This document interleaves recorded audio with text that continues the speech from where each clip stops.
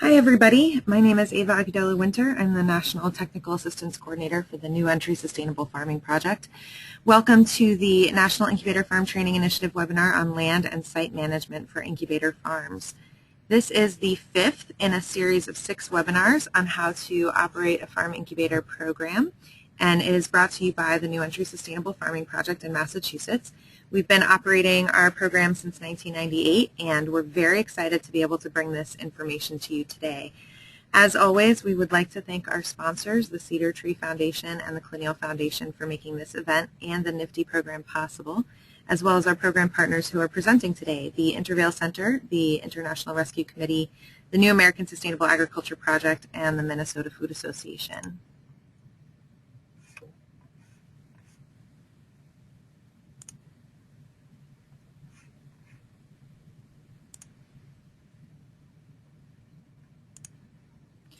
Here's our agenda for the next hour and a half. We'll start with a quick technology training, and then I will talk for a couple minutes about NIFTI, and then we'll move on to our presentations. First, Maggie Donan from the Intervale Center will discuss land and site management, focusing on their equipment cooperative and their general operations and policies. Following that, Erin Blythe from the Minnesota Food Association will talk about fertility management on an incubator farm. And then Daniel Unger from the New American Sustainable Agriculture Project in Maine will talk about working with landlords and assigning plots to farmers. Finally, Grace Henley and Priya Reddy from the International Rescue Committee will talk about leadership development and creating community on urban farm sites. Lots of really great information here. We'll have plenty of time for questions from you at the end of the presentations, and if you'd like to learn more, I'll also explain a variety of other ways you can take advantage of the resources that NIFTI has to support your work. The slides and a recording of the webinar will be available on the NIFTI wiki by the end of the day today, so you don't have to worry about writing everything down or reading all the slides as we go. And you will get the link for that recording in a follow-up email after the webinar. And now let's move on quickly to the technology training. We are using the GoToWebinar service to bring you this webinar. In case you're not familiar with the controls, here's a quick orientation. Your screen should look something like this. If your screen looks like this, your control panel is minimized. You'll want to access your control panel during the presentation, so if it is minimized, click the double arrow button at the top of the bar on the right side of your screen, and then click the same button to minimize it again. To keep the control panel visible at all times, you need to take an extra step, go to the View menu, and click Auto Hide the Control Panel to remove the check mark from the menu option. When you join the webinar, the audio mode will default to using your computer's mic and speakers. If you would like to use your telephone instead, select Use Telephone in the audio section of the control panel, and then follow the dial-in instructions. Do make sure to dial your audio PIN, which is unique to you. If you haven't yet done that and are joining by phone, please do that now. The audio portion of the control panel shows some other useful information. Attendees are muted to help everyone hear the presenter. The control panel displays which presenter is speaking. Although you will be muted, you can interact with the panelists using the question box. As I mentioned, we have set aside time to answer questions after the formal presentations, but you can ask your question at any time during the presentation. And when you do submit a question, please be as specific as possible. It's helpful if you indicate which speaker you're addressing. Your submitted question appears in the questions log in gray, indicating that the organizers have received your question, though no one else in the webinar can see your question. We may not have time to answer all the questions during the question and answer segment of the webinar. Some questions might be answered in the questions box, so keep an eye on that area. And after the webinar, we'll post answers to questions that were not answered on the wiki. After you close out of the webinar, you'll be redirected to a very quick evaluation. Please do take a moment to fill this out. It's so vital that we have your input and feedback. And as I mentioned earlier, the link to the archived webinar will also be sent in a follow-up email after you complete the survey. Okay, so that wraps up the housekeeping. Now I'm going to talk for just a minute or two about the NIFTI program. I know many of you are familiar with this information, so I'll keep it very, very brief. At the end of 2011, New Entry received funding to provide training and technical assistance to start up incubator projects across the country. You can see here our map of incubator projects that have sprung up in the recent past in the last 5 to 10 years. We have now over 100 projects on this map, which you can find on our website and our wiki. And clicking on any of these buttons does give you demographic information about each project and a link to their website. If any of you can't find your projects on this map or the information is incorrect, please do let me know so I can fix it. Many of these projects have shared challenges, and New Entry and various other partners have come together to address the increasing requests for training and technical assistance around shared topics of interest. We're almost finished with our webinar series. For those of you who are just finding us, all of our previous webinars are available online, so you can view them at any time. So far, we've done webinars on project administration, curriculum development, and marketing support for incubator farmers. The last webinar will be on transitioning farmers off the training sites on March 26th. And then we're actually going to do a bonus webinar on federal and state advocacy for farm incubator projects related to the ongoing Farm Bill negotiations. We also have a referral service for you to receive free one-on-one technical assistance from our project partners, ALBA, New Entry, the Intervale, the Minnesota Food Association, and the New American Sustainable Agriculture Project. So you can contact me directly for that. We've had great response to that so far. Folks are finding it very useful to engage with the established incubator projects to learn from others' experience and avoid reinventing the wheel. And as of now, NIFTI has provided well over 40 hours of technical assistance to dozens of projects throughout the U.S. and Canada. We also have a wiki, which is an online repository for documents, videos, and photographs related to incubator farm operations and management. You'll receive information in your evaluation follow-up email with a link to that resource, which you're also welcome to upload your own resources to. And we also have a listserv, which is just getting going, that you can sign up for by emailing me or indicating your interest on the follow-up survey. NIFTI is creating a toolkit designed to help people starting up incubator projects, and including worksheets, templates, examples, and case studies. That will be available in September. And finally, we have a date set for September 12th and 13th for our next Farm Incubator Field School at the Minnesota Food Association, which is just outside Minneapolis. We'll have 2 days of workshops, networking, and a site visit where you'll get to see the MNFA up close and see how they run their operation. Please do make sure to get on our mailing list to find out more about that event as we get closer, but for now, definitely save the date. It's going to be great. All of the project partners shown here are organizations who have been getting numerous requests for technical assistance in one form or another for years and have a lot of expertise. They signed on as technical assistance providers for this initiative, and they also collaborate on creating these webinars, and along with you and your feedback, guide the direction of the NIFTI program and what we offer. As you can see, NIFTI is made up of leaders in the field of land-based beginning farmer training and support. We all hope you'll take full advantage of the knowledge represented here. Great. So now I'm going to turn things over to Maggie Donan from the Intervale Center to talk about their equipment cooperative and farm management. Take it away, Maggie. All right. Hi, can you hear me? Yep, I can hear you. I guess so. So I'm Maggie from the Intervale Center, beginning farmer specialist, and I'm going to first do a little bit of overview about the land that we manage and our infrastructure and staffing and budgeting, and I'm going to talk about the equipment company last. So that's a little bit of structure for my slides. So you can move ahead, Ava.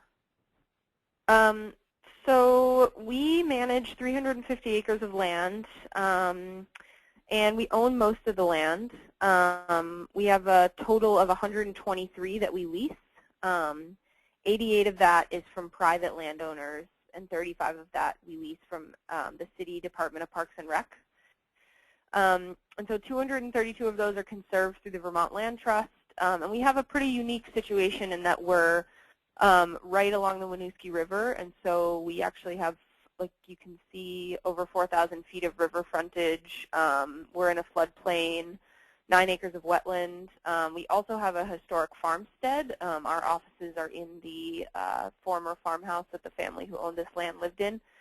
And this also serves, because we're so close to downtown Burlington, this also serves as a recreational hub for a lot of the people coming down from the city. So people come and bike, they hike. We have ski trails, cross-country ski trails that are maintained in the winter by some volunteers. People bring boats, they fish. So we really see this as not just a farming community, but also sort of a community of all sorts of outdoor recreation and sort of an escape from the city. And so we have 11 farms that are on acreage that range from a 1 acre piece, that's the smallest that we lease, up to our biggest farm leases about 40 acres. We also have a conservation nursery and Our farmers are a variety of types of businesses. We have annual vegetables, perennials, berries, chickens, and bees. And so we really focus on land stewardship. There's so many issues that come into play for us, being close to the city, being at the mouth of this river, having the farms here, also having it be an area for recreation, and also this historic preservation piece. So you can go to the next slide. A little bit of infrastructure overview. So we feel that by providing infrastructure, we're reducing the barriers to help new farmers start their businesses and establish their businesses. So we provide a cooler. Farmers are charged by the pallet. And some farmers have actually chosen to build their own coolers, and they're charged a fee to cover the electrical costs of having those coolers. So farmers can, lease as many pallets as they want, as long as we still have space. We also provide water access to the field, so farmers are charged a flat fee for having that water access, and then they're also charged per gallon. So we have a meter at each field. And then we have a greenhouse complex, and if the farmers choose to build a greenhouse, they're charged a yearly rate for the land that it's on, and we cover the utilities. And then something that I didn't mention on this list is also our farmer barn access. And so the farmer barn is where the wash station is that people can utilize. And there's a little bit of, you can see under other available space to lease, farmer barn loft space. So there's other sort of random places amongst the buildings that people can lease, whether it's to brood chicks or to store crops or to store equipment. So we have a few different spaces that people can lease. We also charge a land management fee, which is a flat fee every year that people have to pay. And that basically covers maintenance of the roads, maintenance of the hedgerows. I'll go into specifics a little bit later about our staffing, but it basically covers or seeks to cover the fee of having somebody dedicated to just maintaining this space, a lot of which is communal. And then the equipment and the greenhouse benches used to be something that we leased, and so that was another piece of the infrastructure that the Intervale Center was in charge of. And then a few years ago, it got transferred over, and it's now an employee-owned equipment company. So those are also fees that farmers have to pay, but they're paying them to this equipment company and not to the Intervale Center. And the incubators get a reduced rate on all of these fees that are in this list here. So you can see this is our list of rental rates for 2013. The title got cut off, but that's what this list is. And so you can see there's the mentor farms that have been here for at least 3 years. They pay one rate, and then for the first 3 years of incubators, they pay a 20% discount. And that's actually something that we bill them for the full amount, and they have to submit a form, sort of a subsidy form. And we feel that that's an additional step that they have to go through, but they're getting access to a cheaper rate, and so we sort of want them to prove themselves that they can do the work to get this reduced rate. So these are all of our different fees. They increase by the standard CPI each year, and we're actually still struggling with how these rental fees compare and if we're really charging enough. And that's something I'll get into a little bit later with the budgeting piece. So people can feel free to ask me any questions about these at the end of the presentation. But as you can see, the water is just charged by the gallon. That flat land management fee is significant, but it covers a lot of different pieces. So we can move on from there. So I just wanted to talk a little bit next about the land and site management within the FARMS program, which is our incubator program. And so as I was saying before, we really view ourselves and our farmers as land stewards, and we want the Intervale to serve as an example of land stewardship to our community and our state. And so there are certain protocols that we ask incubators and all the farms to abide by to sort of manage the land the way that we see that it should be managed. So when incubators are accepted, we send them a list of our land use protocols and our livestock protocols. So some examples of our land use protocols are cover cropping and rotation. We ask that farmers, we recommend that they have equal land in cover crop and in cash crop. We also ask that they have a winter cover crop whenever it's possible. They have to do a yearly soil test. We also have a policy that we cover crop new fields for 3 years until they're taken over by a farmer if we acquire new land. And then some of the livestock protocols, they must be able to be certified organic. So we ask our livestock producers and our veg producers that they don't have to be certified. Some are, but some aren't. But they have to be practicing under the organic certification guidelines. So the land use protocols and the livestock protocols are really just to sort of set a standard of practice for people, especially when you're in close quarters, things like weed management, disease management, compost application, can have impact on your neighbor farmers, and so we do ask that people follow some recommendations. So incubator farmers sign a 1-year lease, and we bill them May through October for all of these, for their land fee and then all of those additional fees that were listed on the previous slide. And we hope we bill them in that way.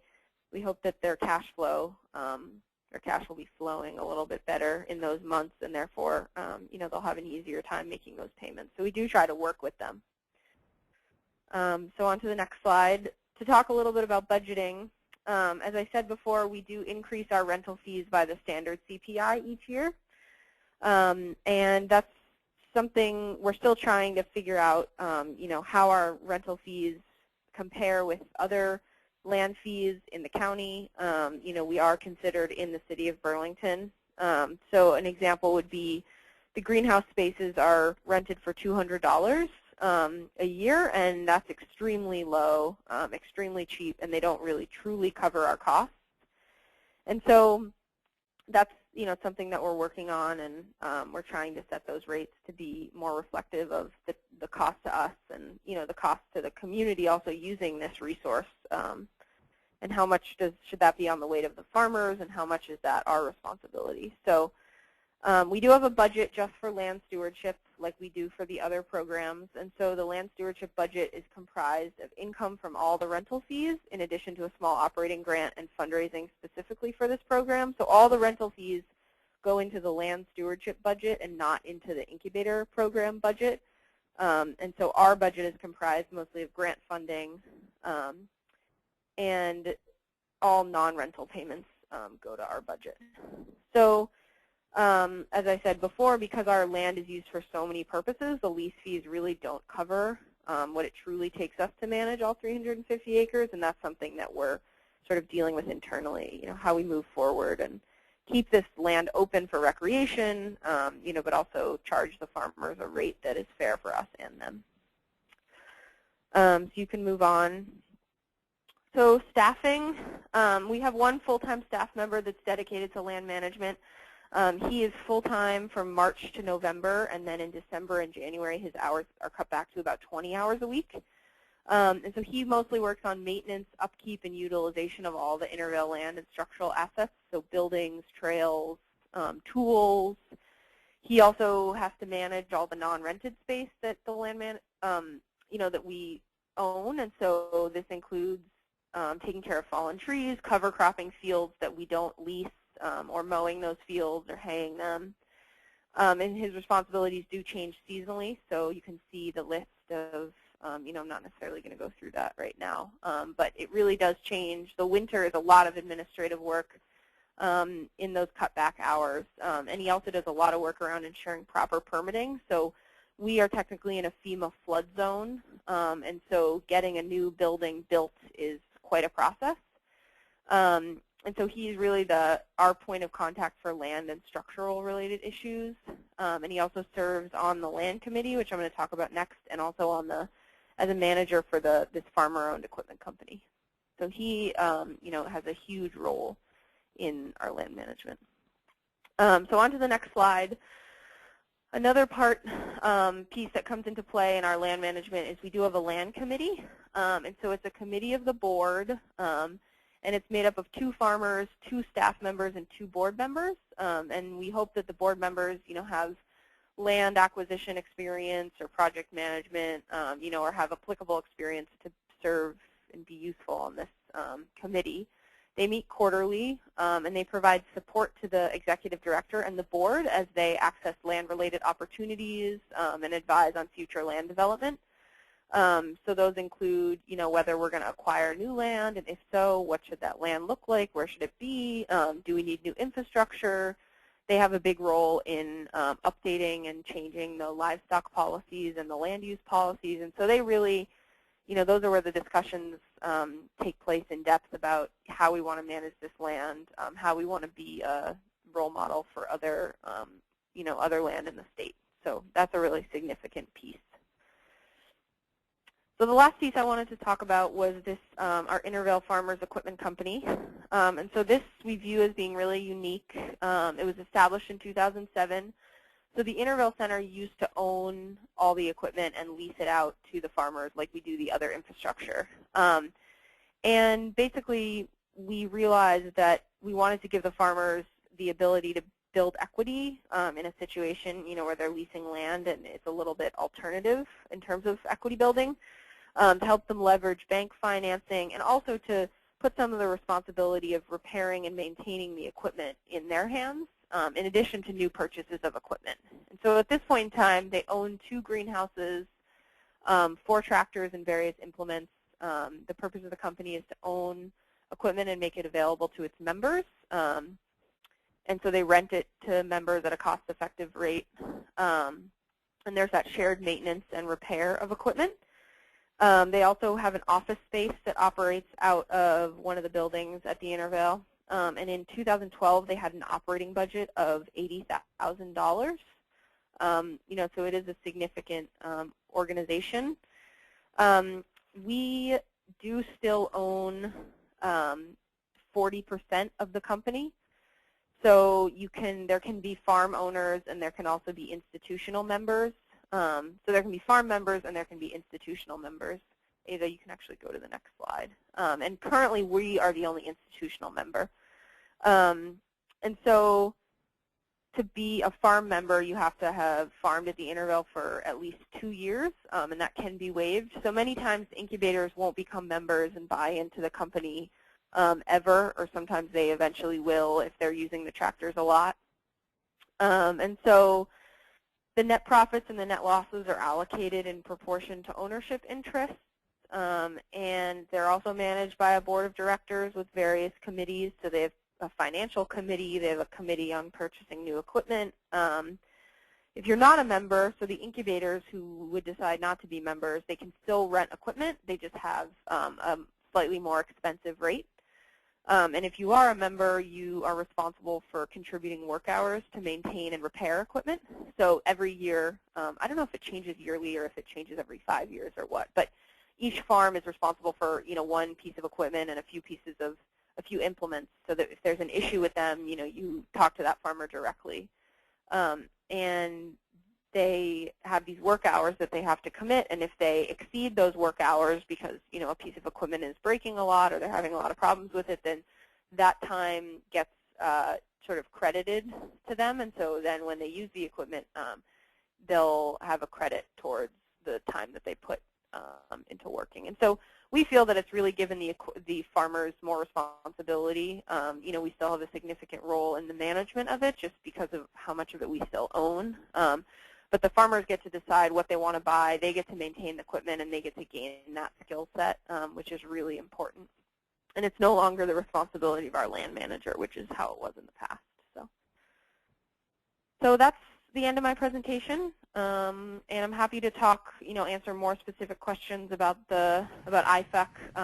Our hope is that we're going to develop some materials to be able to share IFEC stories a little more, because it's really interesting, and at this point, we don't have a lot of materials to share, but I'm happy to talk to people about it and send them what I can if they're interested in that model. So thanks a lot. Great, thanks, Maggie. Now, Erin Blythe from the Minnesota Food Association is going to talk about fertility management on incubator farm sites. So go ahead, Erin. Yeah, thanks, Maggie. That was wonderful information. Yeah, so just to be clear, I'm from the Minnesota Food Association. Big River Farms is a program of the Minnesota Food Association. and I'm the farm manager of Big River Farms. What we do is we run an immigrant and historically underserved farmer training program. It's a 3-year incubator farm program. We run about 10 classes in the wintertime, all around business, marketing, those kind of things that you can do when there's snow on the ground, and then do a lot more classes, sort of one-on-one in the field with farmers during the actual season. We work mostly with Hmong, Latino. We've had a lot of Karen refugees from Burma in the program recently, a lot of African farmers. Most of the people in our program have a fairly low English literacy rate and come from fairly low incomes. So those are kind of some of the things that I'll be talking about sort of, I think maybe are a little bit different than Intervale in that way. But we are a land-based program. We have about 60 acres, which I'll get into in a little bit, and we have about 10 farms that come out each year and rent land from us. Part of the program is that we're able to rent farmers land so they can grow their business in the 3 years they're with us. The second and third year farmers are able to actually produce for some of the markets that we run. We run a 160-member CSA, or about a little over half to 60% of the produce for that CSA is coming directly from farmers. The other 40% is coming from myself.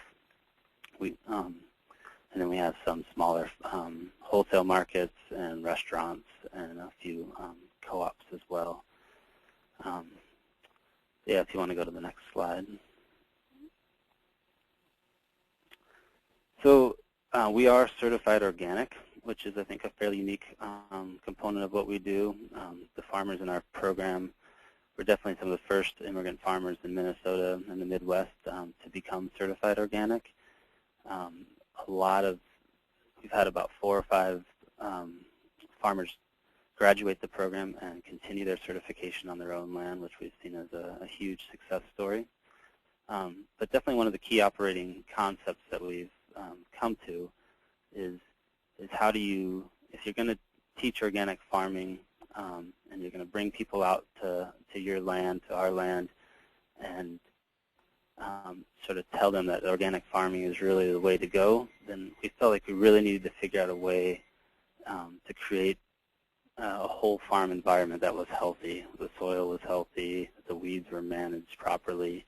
And when I first came here 5 years ago, it was really clear that it's a community garden ultimately. There's 10 different farmers that are out in the fields that have land each year. And we wanted to figure out if they're only going to be here 3 years, they're from limited resources, they don't have the money necessarily to invest a lot of money into the fertility, long-term fertility of the land. So we were really looking at how can we create a system that can manage the whole of the farm as one. And that's kind of been one of the driving factors of how we've looked at this. So you can go to the next slide. So sort of the 3 main things that we've been working on in terms of soil health is that we've made a commitment to the land, essentially, that we will, anytime that we're going to put a farmer on the land and they're going to be doing production, we'll put a minimum of 7 yards of good organically certified compost onto the land each year. We practice a very intense cover crop regimen, working with rye vetch for the winter months, oat pea, a decent amount of buckwheat during the summertime, and some Sudan grass as well. And then we've also been working the last 2 years with the mineralization, which has been fairly expensive, and we're having some trouble taking that to the next level of the whole farm. But the acres that we've been working with it on have seen an amazing amount of boost in production. So you can skip to the next slide and go to the next one too. Yeah, so like I said, we have about 60 acres of land, and all that land is, we're actually in a forest. It's a 1,000-acre forest called Wilder Forest. So we have lots of lovely deer, and it's a beautiful property. But we have a nice 8-foot deer fence around the entire acreage. Of that 60 acres, in 2012 we were able to put in a very good irrigation system. We had a good well, but we didn't have a great way of getting it to farmers' fields. We got some grant money and some donation money, and were able to put in a really wonderful underground system that allowed to have a really nice high-pressure spigot, garden spigot, every quarter acre of about 25 acres of our land. And that was something that we were really working on because we felt we really wanted to make sure farmers had access to good water if they were going to rent land from us. We felt like it was, along with the soil health, a really important component to allowing them to be successful. Minnesota, you can farm without irrigation, but as the last few years have proven, it can be very difficult at different times of the year. So we're really excited to, in 2012, get in a very nice irrigation system that allows us to access 25 acres of land and rent that out. Of that 25 acres, right now, the 10 farms in the program use somewhere between 12 to 15 acres of that. Myself, Big River Farms, for our own production, which we use as sort of a model of an example of how to farm, as well as it helps bring in some income for the organization. We do about 4 acres of that, and then the rest of that is in a longer-term soil building cover crop. One of the issues that we do have that's maybe different than some farms and some programs is that we actually have more land than we're using right now, using effectively. We do have 12 acres of that 60 acres in alfalfa hay, which we're able to hay off and sell. But the remainder is not currently being used, and about 10 to 15 of those acres aren't really suitable for vegetable production anyway. But one of the reasons that we haven't been able to use all of it is partly, and I'll get into this more when we break down the costs, but with the population that we're working with, we've made the decision that we want to be able to invest a lot into the land to help them be successful, and we haven't as of yet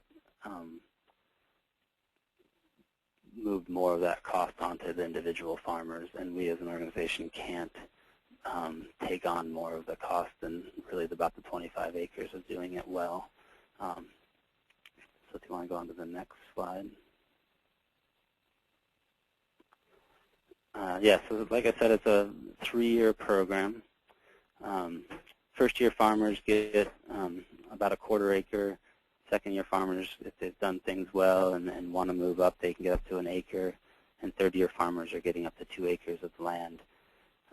And we have experimented in the past. When we first got on land, it was a little bit more open. If people wanted 5 acres, we would give them 5 acres. If people wanted 3 acres, we could do that. And what we found with that was that, one, most of the farmers in our program are a good 30 minutes away from the site, which is quite a haul. I don't know. I find it hard enough to get out of bed and have my fields right next to me to farm. And so because of that distance and because people are kind of learning what they can grow in Minnesota and how it works, we found people were renting more land than they were actually effectively able to use. And that was both hard on our resources, and it was hard on them because they were paying for more land, and they might rent 5 acres and really ultimately only get an acre or 2 of good production. So that was one of the ways that we tried to step back and say, well, we'll try it on a quarter acre. If you're successful, we'll just keep building it. The cost to farmers then is, like I said, we work with low-income folks, so it's fairly subsidized, and I'll break these prices down a little bit. But $350 is for the acre of land, and then $200 for the infrastructure fee. And if you go to the next slide, we can talk about that.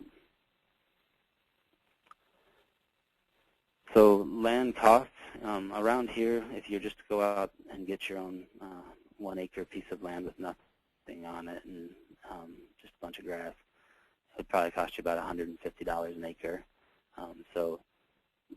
There's that.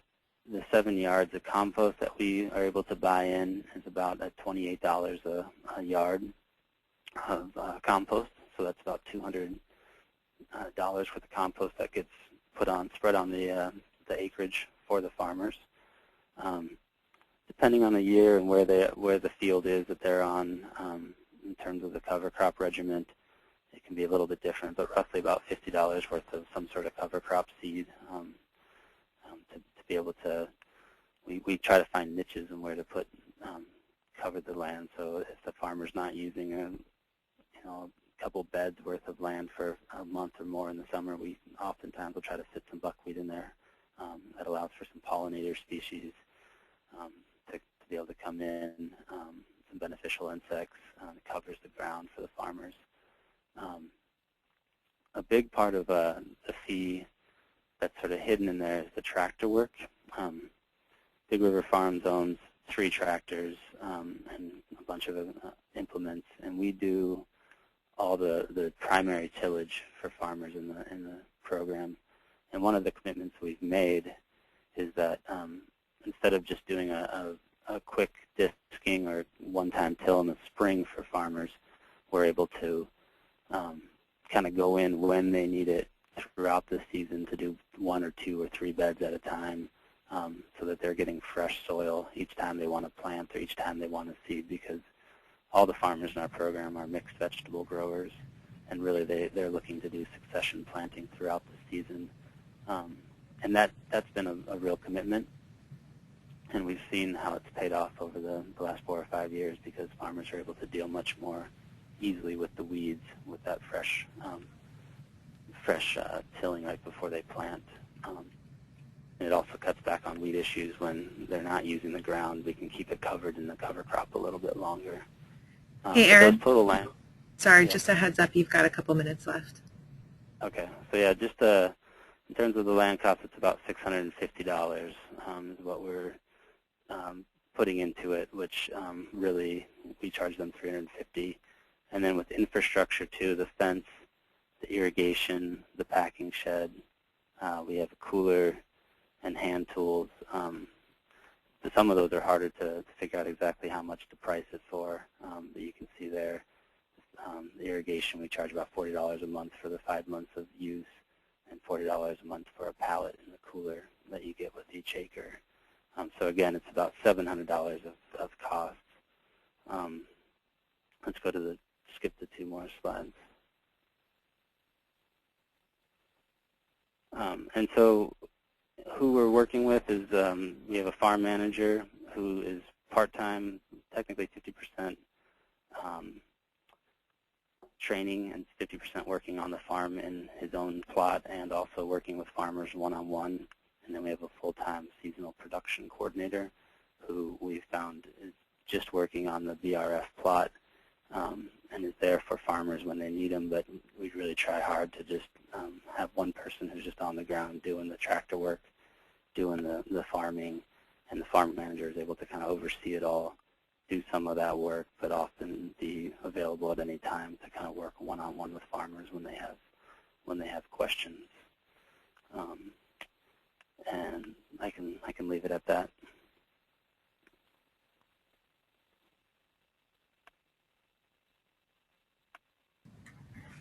Do you want to talk about your successes and your challenges, or do you feel like you already covered that? It's okay. I'll wait until questions if people have them. Okay, great.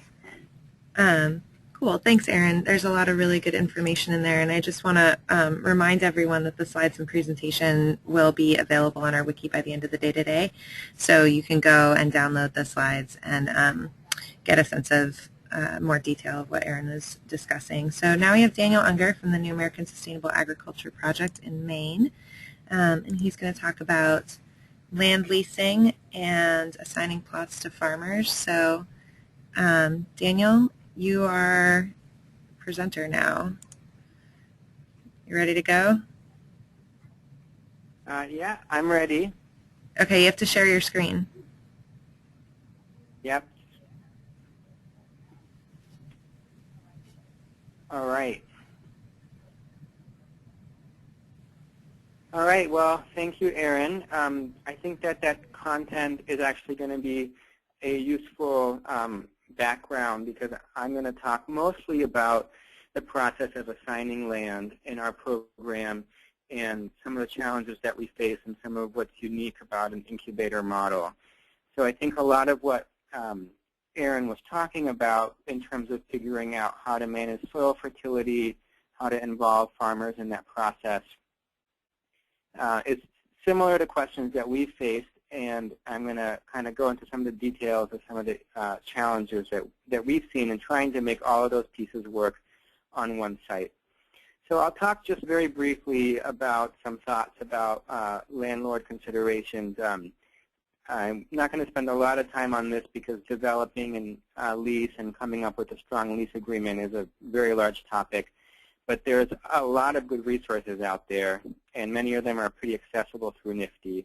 Then I'll move on to talk about assigning land and how that fits into questions of site management that Erin was also talking about. So just briefly, to follow up on Ava's introduction, the New American Sustainable Agriculture Project here in Maine, our mission is to assist immigrant and refugee farmers to build successful farm businesses that are consistent with their culture, lifestyle, and individual goals. So our program broadly is quite similar to the Big River Farms project. We work with a slightly different demographic, larger percentage of Africans and mostly Somali Bantu farmers. And we again work with people with a pretty low education level, low literacy level, generally not much income or access to capital. And so that's the context that we're working in. We do work with people who have been farming in many cases their whole lives or who have a very strong connection to agriculture through where they grew up or where their families farmed back home. So they bring a lot to the table, but there's a lot to do to adapt to a pretty new environment. So just briefly here about landlords and leasing. Get to the next slide here. These are just a kind of bullet point of things to be thinking about when you're approaching working with the landowner and things to continue to be talking about on a regular basis. In our case, our landowner that we lease from actually lives on site. It's land that's been in the family for well over 100 years. And so we're very fortunate that he allows having 24 different producers on his property and in some of those fields pretty close to his home. But it does create a lot of challenges around expectations. And so being very clear with the landowner about the expectations that you're each going to have about how the site is going to be used, frequency of people being there, what kind of activities will be happening, and having very clear criteria for what's going to be acceptable, what's not acceptable, and really thinking about every last possible scenario. And in our program, on the weekends, farmers bring out their entire families, so that number of 24 easily swells to over 50 or 60 people on the farm. So obviously you can't anticipate all those at once, so communication is key, and continuing to manage expectations around all of these details is really important.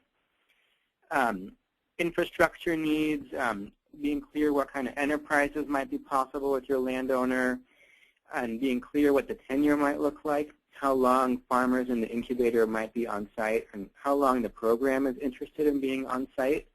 When we have our last webinar as a group, you may hear a little bit about new entries. One of their experiences, which has been actually transitioning an incubator farm into being a site that's run independently by farmers. So there are questions around tenure as well, production philosophy, and also knowing what the neighbors and broader community are like. Beyond those issues that would really apply for any farmer thinking about their relationship with the landowner, there's a lot of specifics that come with incubator programs. If you're working with a minority group or a different historically underserved population, there may likely be issues around stereotypes or racism that need to be confronted. There may be lots of different cultural differences even with a very willing landowner. One small example from our program, although our landowner is very excited to be working with immigrants, is that he sort of, he wants his privacy, and so he does have certain roads that he doesn't want farmers driving on because they're the roads that also get him to his house and back from anywhere he's traveling. And it's very confusing to farmers because in some cases those roads are the best access to fields. So there's a lot of issues around cultural understanding to negotiate. From an American perspective, that idea of privacy is pretty easy to understand. From the farmer's perspective, coming from different cultures, it just seems like a really obscure rule that's sort of just designed to send them around the back road that's much bumpier and takes 3 times as long. So we have a long list of things like that that we're constantly working through. Other incubator differences, that it's a very intensive way of using land. And if you are working with a landowner that may not be familiar with the enterprise in general, but may not be familiar with what kind of an impact it is to have many different producers on the same site. We can easily have a dozen or more cars in our wash station on a very busy day when many people have markets that they're going to. In general, the landowner may not have a great understanding of the enterprise you're using. I just recently heard a pretty surprising statistic that most leases for agricultural land are through non-farming landowners. So they may not have the same understanding of agriculture that you do. In our case, that was something that we learned kind of slowly because this land has been farmed by the family for generations. So we kind of learned in pieces what the current landowner did and didn't really understand about agriculture since his career was different, and what he specifically didn't understand about intensive vegetable production. He had his own set of expectations. So there's a lot of questions there around having multiple users. In general, it creates a pretty heavily used site, and there's a lot of infrastructure needs that come along with that. Well, one thing I'll say on this topic, I know that New Entry has quite a few resources around working with landowners and different models for screening landowners, lease templates, and so on. And that information is all readily accessible. So if someone is still at this stage in their project, there's a lot of resources online to help them. I'm going to jump in now and talk about our property and talk about some of the challenges with assigning plots of land and how we did it, which was very much a learning process, and maybe how we would have done things differently. We lease about 32 acres, and of that, about 18 acres is in production. So you can see the fields that we lease on this map. There's a few fields on this property that are still basically contracted out by the landowner for hay. And his home is here. This is a barn that is used. And the distance between one end of these fields to the other is almost a half mile. We have 24 different farmers that are spread out on this site, anywhere from a quarter acre to 1 acre, depending on where they are in our program.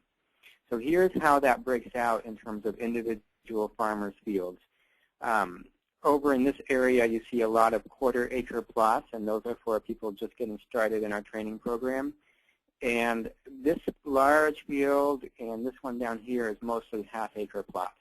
And we have farmers who will soon be graduating, who are in the advanced track of our program, who right now are farming in both of those fields. So they have a half-acre here and a half-acre here. And that sort of developed historically because everyone started in this field. Our program grew. Some of the more veteran participants got a half-acre here.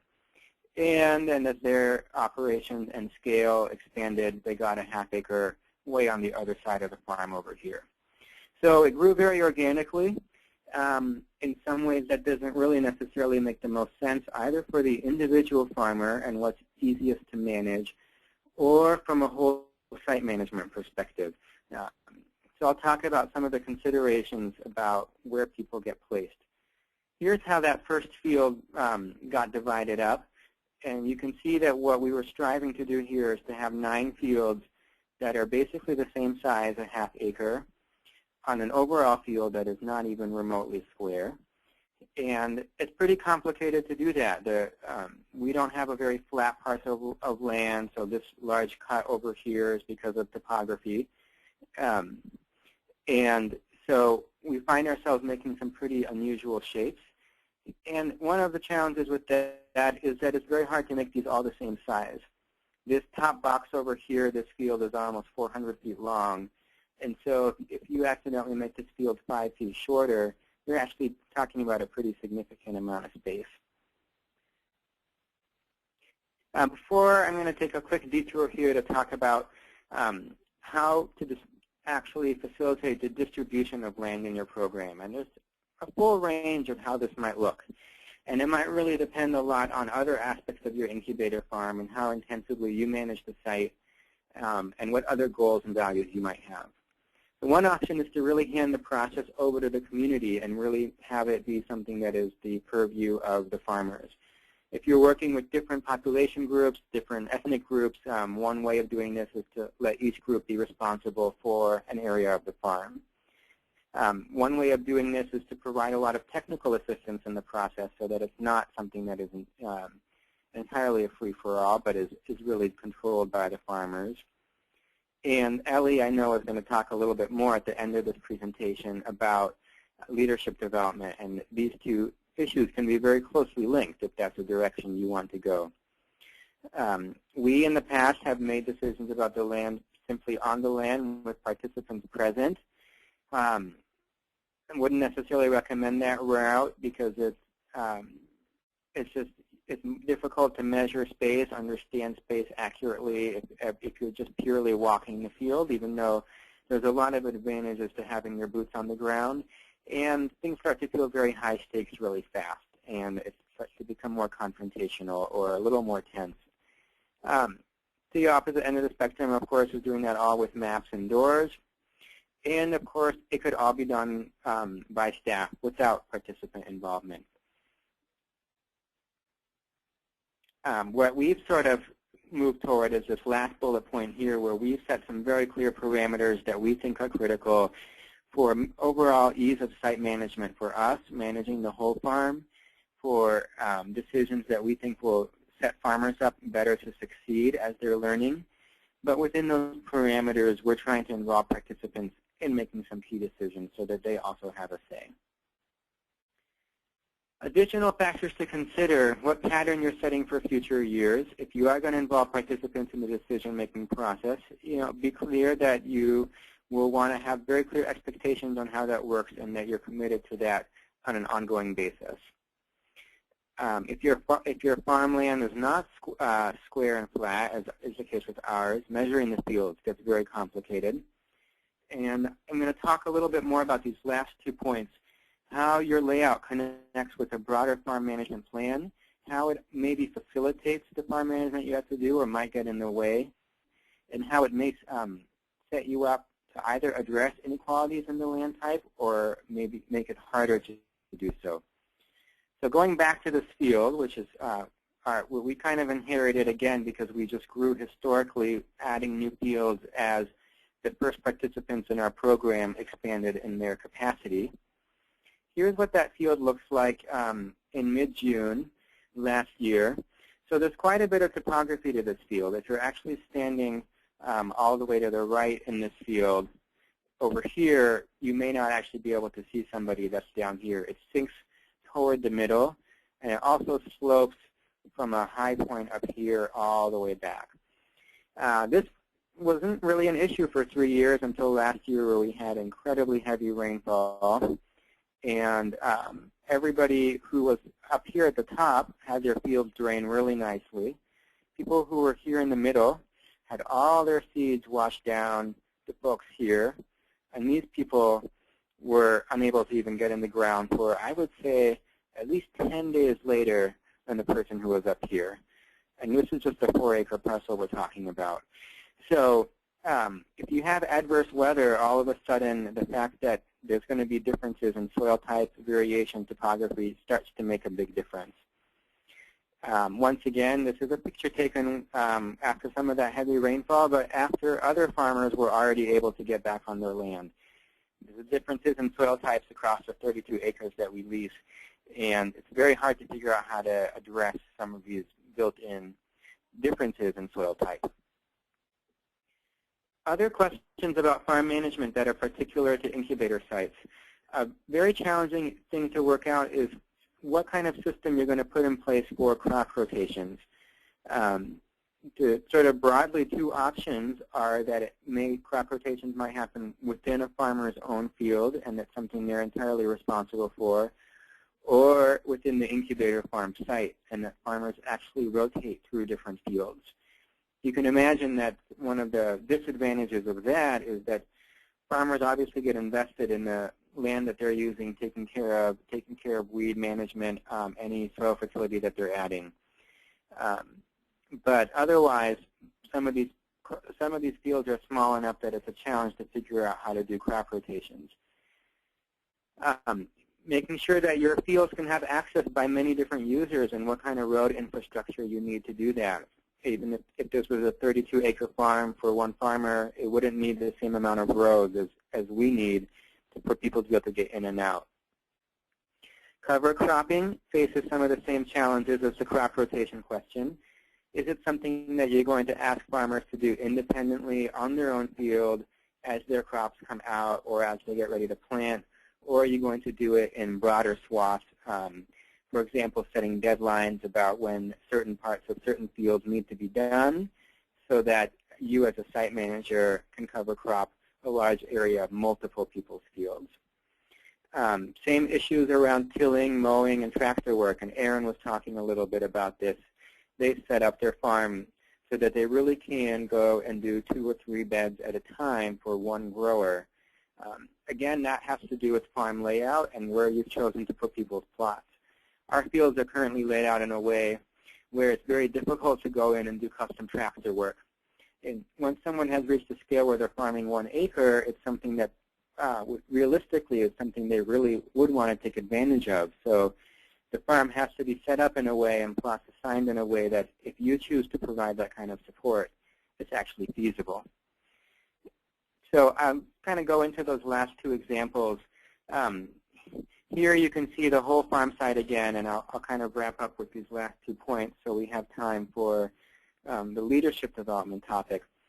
But as I mentioned at the beginning, all of these fields are basically shoulder to shoulder with different farmers' plots. And I'll get into these kind of color coding later. But you can imagine that as, let's say, a farmer in this field here in the middle starts to plant, in the specific issue of spring tilling or bed prep, once they've gotten started and other folks have gotten started, it becomes very tricky for a tractor to have a way to get in here, to be able to make a new bed for somebody, and to be able to get out, because there's another farm right next to them, shoulder to shoulder, that may have a different farm layout system that they're using. And the same issue now applies, sorry about that, the same issue applies for cover cropping. If a farmer's done with a section that's smack in the middle of everything, being able to get what he or she has finished, tilled in, and planted in cover crop can be a challenge if it's surrounded by other fields shoulder to shoulder. So what we have had to do in this field layout is we have had to basically group the tilling and cover cropping that we do rather than doing it on a real individualized basis as Aaron was describing. So for example, I'm sorry, I'm trying to keep that cursor from disappearing.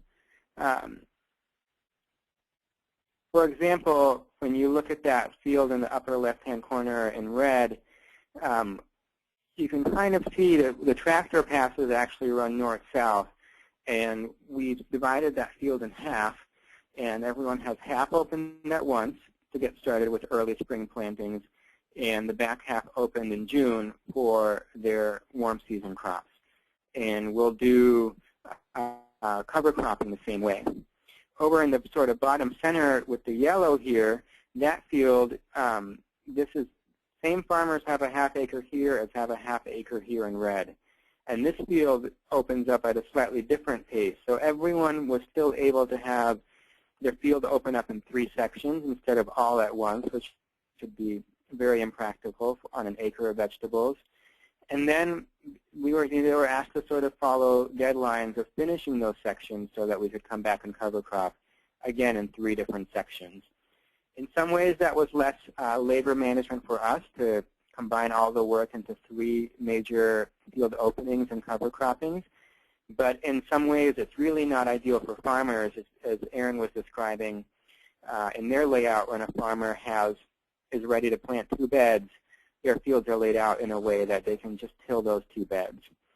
So these are some of the things that start to come up as you start assigning farmers to your land, really thinking about what your setup is going to encourage or discourage in terms of the tractor work you need to do, cover cropping, the irrigation that you need to do, and where your pipes need to be set.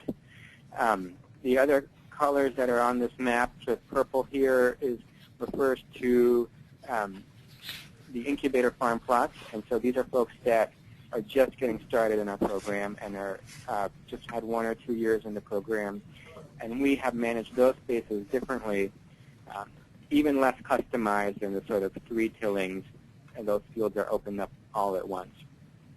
So we're actually looking at dramatically changing this year, and we've been talking a lot with farmers about how the changes would look, so that it may be easier to implement cover cropping, appropriate tilling, soil fertility management, and crop rotations, and really set farmers up in a way that most mimics how they would want to do things on their own. As you can see, there's a lot of challenges to managing an incubator farm site that in some ways result in compromises for the grower, which isn't ideal because the goal here is that it's a training site and that people can practice best practices and really implement things in the best context they can. Setting the fields up to do that and figuring out where growers can be and how those fields set up next to one another is definitely a challenge. So I'm actually going to wrap up there, and I just wanted to kind of paint a sort of wide range of issues related to how you set up your farm and where you would assign farmers when it comes to site management for an incubator farm. And I'll pass it over to Ellie and the rest of the team at IRC for the next presentation. Great, thank you, Daniel. Last but not least, we have Grace Henley and Priya Reddy from the International Rescue Committee to talk about leadership development with farmers on their urban farm sites. Go ahead, Priya and Grace. Hi, everybody. This is Priya. Grace, I think you were going to get us started.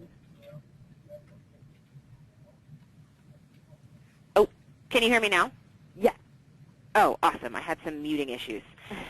So this is Grace Henley with IRC over in Salt Lake City. I'm going to get us started, and then I'm going to pass it over to Priya. You aren't going to hear from Ellie today, just the 2 of us, but Ellie is controlling the PowerPoint, so she's there. So we want to talk to you about site management and the way that IRC approaches site management. You've gotten a great background already from the 3 other presenters. And a little background for our program before I keep going. The International Rescue Committee has developed a program called New Roots, which shares a lot of similarities to the program in Maine that you just heard from Daniel about. We work with refugee populations, in community gardens, in food access and nutrition literacy, and also in incubator farms. So we're working with a really diverse population, farmers from a lot of places, and one of the unique elements of our program is that many of our incubator sites, although not all of them, are in urban areas. And so one of the ways that we approach site management is through community building, and we're going to talk a little bit about that. Go ahead and swap slides.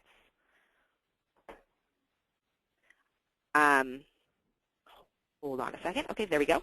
So we're starting here with sort of a basic definition of management, the process of dealing with or controlling things or people, the responsibility for and control of a company or similar organization. And so we know that we've used sort of this idea of management to control the process of farming.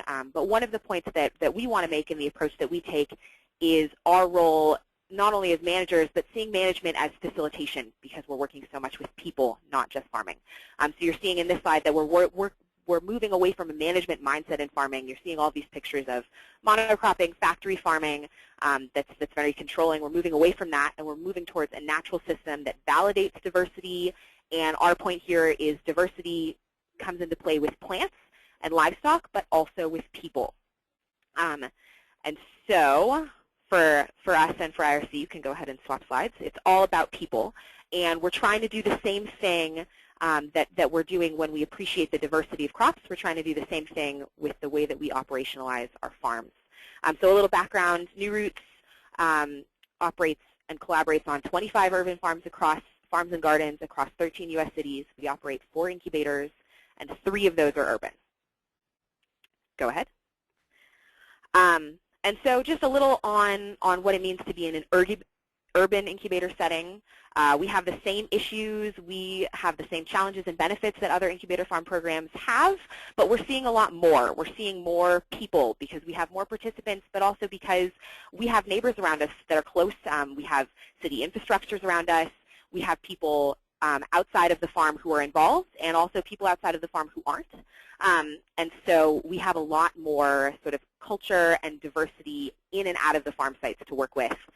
Some of those things are great. We build community around sort of neighborhood participation in our gardening and farming projects, but we also have some challenges that those who aren't in an urban context may not have, for example, theft and vandalism. Moving right along. So again, it's all about the people. And then I just want to talk with you a little bit about some of the case studies that we're seeing in Salt Lake City, cultivating human diversity. And part of this for us is, when we're developing farmers and we're working with diverse populations, a lot of our farmers don't come to the table with the same concepts of site management or of land use or even the same common understanding of ownership. And so it becomes really vital for us before farmers even begin working at the sites to establish a common understanding of ownership. How have they defined my property versus somebody else's, or collective property versus individual property in the past? And how is that going to affect the way that they operate in an incubator site in the future? Moving right along. Okay, so part of cultivating human diversity is beginning by understanding the background of your participants. And this for us usually takes the form of assessments and interactive classroom trainings before we start at the farm site, and then interactive field trainings when we're at the farm site. Because if you don't understand the background that the participant is bringing to the table, you're not going to have any success getting them to work collaboratively in a diverse farming environment. And so, one example that I have, and you can see it from this picture, I work with a lot of African and especially Central African refugees, and many of them have trouble with collective management of drip irrigation. And initially, if all you see, you don't investigate the backgrounds of your participants and you just see that they're misusing a shared resource, drip irrigation, that can be very frustrating. So what we've done is we've gotten to know our participants' farming histories, and we've learned that they've never used drip irrigation before. They've only used flood irrigation. They have no familiarity with drip irrigation, and they don't really believe that it works, which is what causes them to do things like hand water incessantly and sort of make their water bills go higher and higher. So if we start by saying, we understand that this is an unfamiliar concept and that you're going to have trouble adapting to shared use of it, then you can put in that foundation. You can really go in depth and show the participants what they need to know and show that you have an understanding of where they're coming from. You appreciate their lack of familiarity, and you can help them build trust, learn from each other, and learn how to use a shared resource in an incubator setting. Moving right along. And so, again, developing cultural and agricultural context, figuring out the cultural definitions of ownership and the agricultural background that your farmers have. I've put some tools on the wiki site that you could reference for this if you want to. I've got an assessment up there that I use for market trainings that's geared toward pre-literate clients. And it's just a good example of working with a low language or a population with low language capacity and using visual tools to find out what they already know and what they have experience with. There's also an example of our application, which incorporates an assessment component. If you're working with disadvantaged populations, I would really encourage you to include that assessment component in your application so that when you accept a participant into your program, you're already getting some of that context, because that's going to facilitate much better community building and much better sharing of resources. Moving right along. Great. Okay, thanks, Grace. I think I'm going to pick up a little bit talking about advocating for a new normal, this idea regarding some of the gardens that we have in San Diego, which is where I'm based. So I think one of the main concepts that, several of you have kind of touched on before is looking at the need to address and embrace a new complex aesthetic. And I think what I mean by that is, we work with very diverse participants who have really different ideas about, for example, what is clean. At the New Roots Community Garden here in San Diego, trash is a really good example of where a lot of conflict can arise, because a lot of times people are having really different ideas about what is clean. And for one group, throwing things on the ground is pretty normal, and for others this is completely unacceptable. And so when there are different ideas within the garden of what is acceptable, and then with our neighbors, we also have to work with them and kind of put all of those things on the table. And I think the other, sort of how I see my role is playing, is sort of being an interpreter between the gardeners.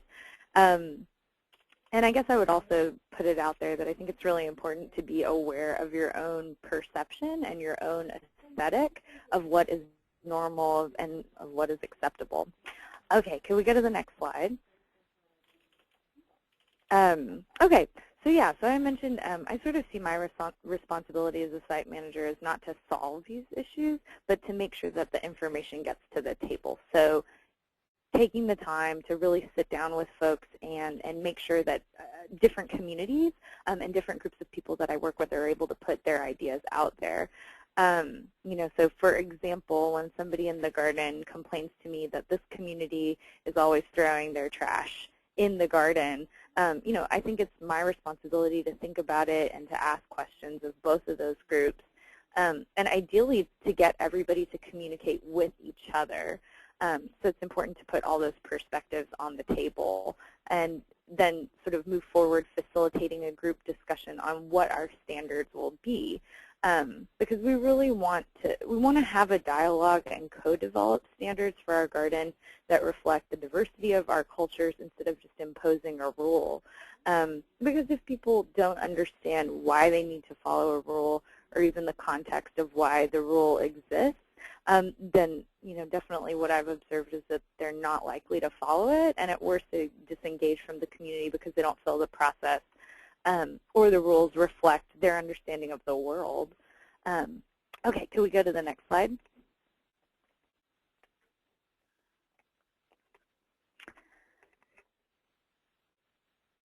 Okay, so in the next one, we're kind of looking at urban farms as creating, using an urban farm as a place to create a community-owned space.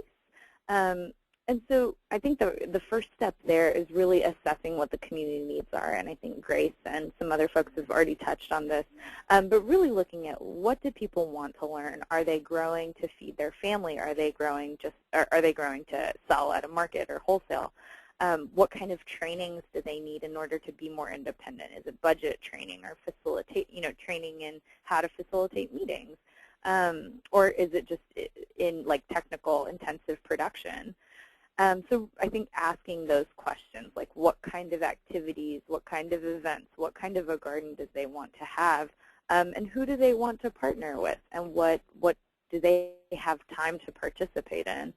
I think a next step is establishing a leadership group, and that's something that we've been really focused on here in San Diego over the last year or so, is working with a group of leaders who have been elected by their communities to be representatives and really developing that leadership capacity and working with the leadership group to develop a vision for the gardens and our urban sites here and an action plan around what are the steps that we need to take in order to create the kind of community space that they want. And then I really see the next step as just supporting participants to develop their vision and not doing the work for them, because I think at times that, it can be easier to make the phone calls yourself, but really that's the work that the community needs to step up into. Okay, next slide.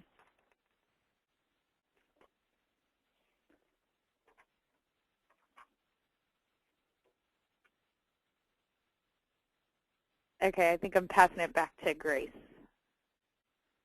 Sorry, having trouble with muting again. Okay, so cross-cultural collective responsibility. So really what I want to talk about here is once you've established, you understand your participants, they have background, you've provided them with appropriate trainings, how do we create accountability with really diverse communities, and how do we approach different ideas of accountability?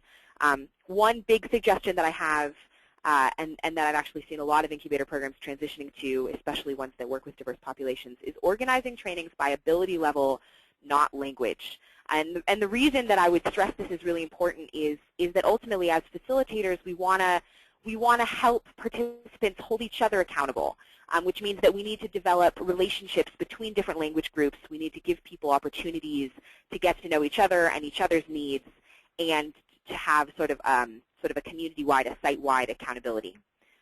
So that's one of the big points that we want to make here. If you organize participants by ability level, they're going to be meeting people from all of the different language groups you work with, or all of the different diverse populations you work with. And then another big emphasis for us is meeting participants where they're at. And that means that capacity and responsibility should be evenly matched. When you talk about accountability, you have to take into consideration what your participants have the capacity for. I think it was Erin earlier today that was mentioning that sometimes farmers get a larger piece of land than they really have the ability to handle. And then you're really setting them up to be in sort of an uncomfortable position accountability-wise, because they don't have the capacity to be held accountable. And so just to work with your farmers in a comfortable environment and help them self-identify what they have the capacity for and to match their responsibility to that, you'll see a lot more success. Moving right along.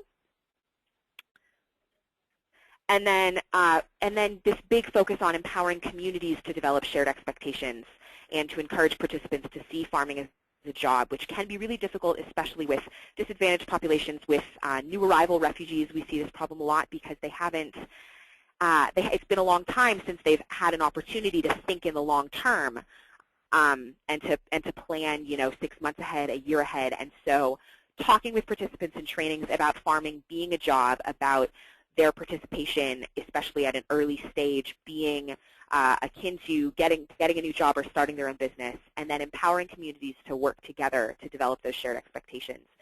One of the ways that we've experienced this is with internal theft. Sometimes, we've experienced participants who will, because of food insecurity or because of different concepts of ownership, will take food from each other's plots without permission. And recently we had community-wide discussions about what the farming communities saw as the sort of standards of ownership on the farm site. They decided how they wanted to handle shared plots versus individual plots, how they were going to define individual ownership, and what those respect levels were going to be. And we're seeing a lot more success because we involved them in that process and helped them create the expectations for accountability. Moving on. And then, of course, as Daniel pointed out and Priya, preparing clear guidelines and protocols so that your farmers really understand what the base level expectations are as far as attendance, as far as what happens if they are late, what happens if they don't call ahead, what happens if they don't visit the site for a while. But especially when working with disadvantaged populations, what I have found that works the best is to have really clear guidelines and protocols without a lot of exceptions included that you sort of present up front, and you seem really rigid about them, but you approach individual situations with flexibility. You meet with your participants one-on-one when they're having challenges with accountability, and you choose to be flexible in the way that you handle those accountability issues. So like sort of rigid and strict up front as you present the expectations, but flexible in your reactions. Moving on. And then just this last one, this is a really fun picture of our Burundian farming community who have a drumming troupe, and we invite the drummers to come out to the farm and share their music a couple times a year. And really the point we want to make here is to use nonverbal communication and to encourage community building through nonverbal communication. The best successes with diverse populations happen when everybody is invested, when people begin to know each other and they begin to function as a farm-wide community and as a whole project and not in these little pockets.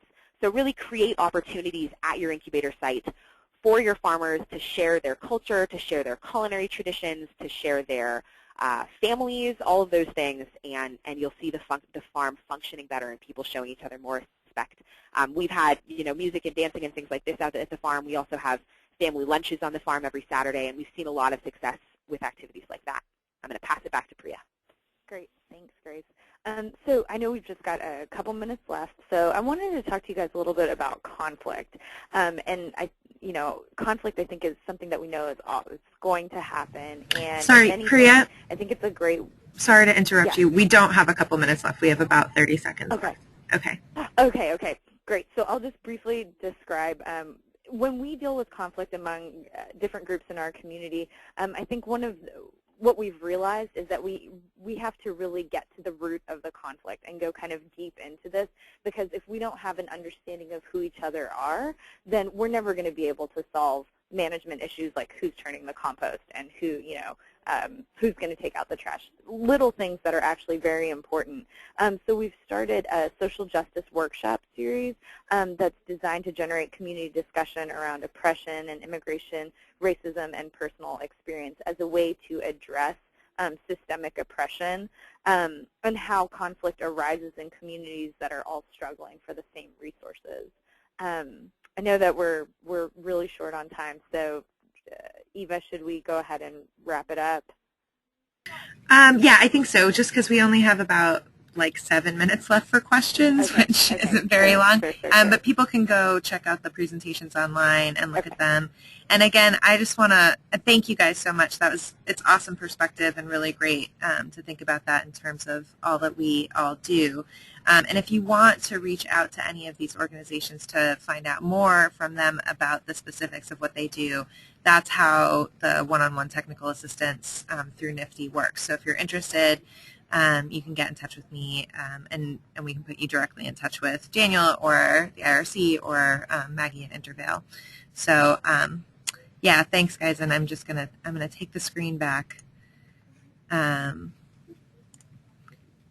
because we do have a lot of great questions. And I'll really quickly just let you know about the next steps. And, you're all familiar with this. Again, technical assistance. The next webinar is for transitioning farmers off the incubator sites. And then we're going to do an advocacy for farm incubator projects in April. And then we have online resources, the website, the wiki with all the documents and resources that folks have been talking about. And please complete the evaluation after the webinar. So, okay, questions.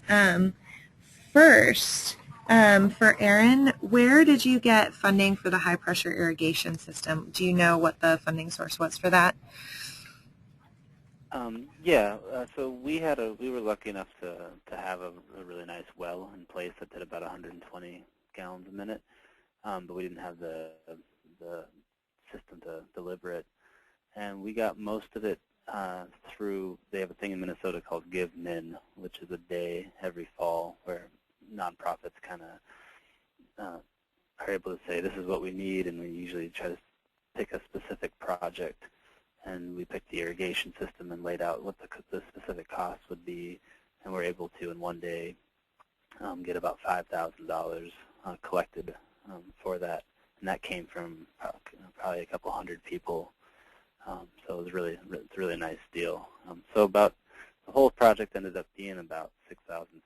So we got about $5,000 from that, and then the rest I rolled into sort of my general operating budget for the year, which is about $32,000, which comes from vegetable sales and sort of a mix of grants as well.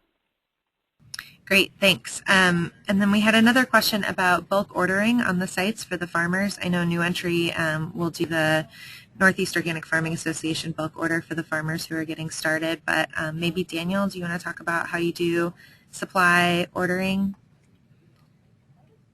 Yeah, we do some bulk ordering. The other thing that we do is we also try a lot in our technical assistance to connect people with the stores and the suppliers that they could go to. And there's one store that we have a very good partnership with where we will sometimes place an order and let farmers know that it's coming, let that company know that we represent the Incubator project, and there'll be a lot of different people coming in to shop and pick that stuff up. So businesses can make good partnerships. One reason I just put that out there is that bulk ordering is a lot to manage. If you're not working with a limited literacy or with different cultural groups, then you can maybe go closer to Intervale's model with equipment sharing, where it becomes part of the responsibility of the participants. If the group that you're working is still learning about the various supplies that they might be using and learning how you might order from a catalog in the first place, then there's a heavy role for the incubator program to play. So we do it a lot on a case-by-case basis. Some of the things that we'll do in bulk are wax boxes, cover crop seeds, soil amendments. But oftentimes, if we can send people to the store so that people can do it on their own, then we encourage that, because it can quickly become a very big task. So we do it on a case-by-case basis based on each item to balance those different issues. Great, thanks, Daniel. And then someone had asked about contracts, documentation, and written agreements regarding policy, so the agreements that you make with the farmers on the sites. I'm actually going to direct that question towards the wiki. We have a bunch of those sample documents and the sort of agreements that people have, farmers, to make sure that expectations are clear from the get-go. It's, I think, easier, rather than having us describe that, to just have you go there and look at it. There's a tab on the wiki called Site Management, and there's stuff there about establishing expectations, so I'd send you guys there. And then we didn't talk so much about on-site trainings. I know New Entry does. We do field trainings throughout the course of the season that are on the site, so we talked about that during the curriculum development webinar. But we do have there's two mandatory trainings. One is the equipment maintenance training, and one is the pesticide training, where people have to learn the proper use of pesticides. And they absolutely have to attend those to be able to farm on the site. So does anyone else have examples of on-site trainings they do with farmers?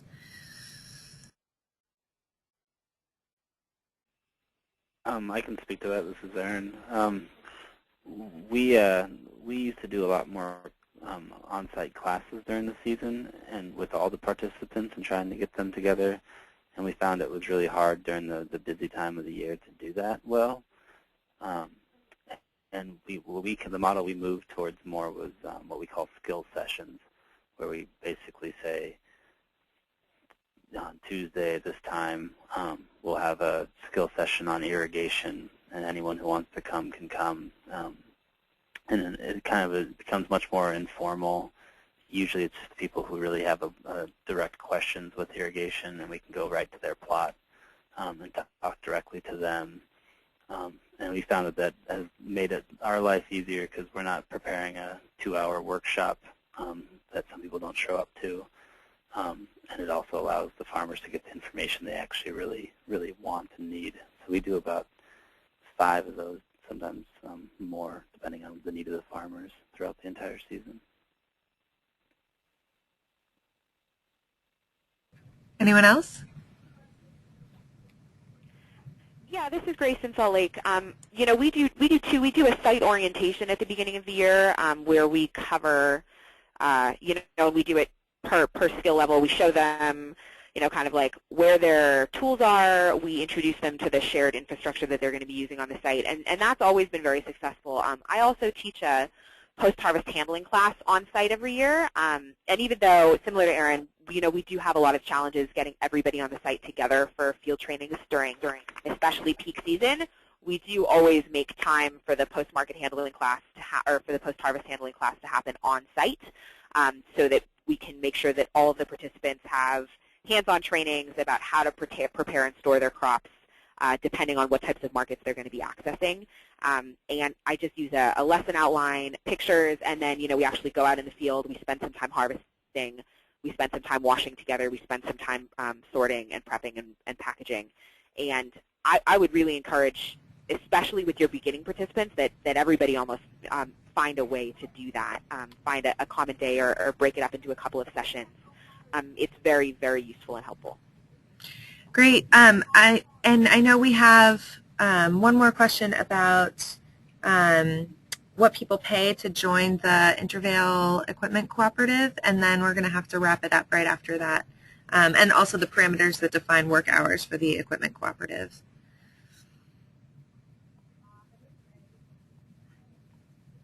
Maggie, I think you're self-muted now, so you can unmute yourself at any time. Okay, maybe not. So if people want to know more about the Intervale Equipment Cooperative, we can get in touch with me, or you can try to get in touch with Maggie. And I think we're just going to wrap it up now because it's 4 o'clock. And I want to thank everybody for being here. Please do fill out your evaluations when they pop up on the screen when you sign out of this. And again, the webinar will be available recorded on the wiki and on our National Technical Assistance website. So thanks everybody, and that's all.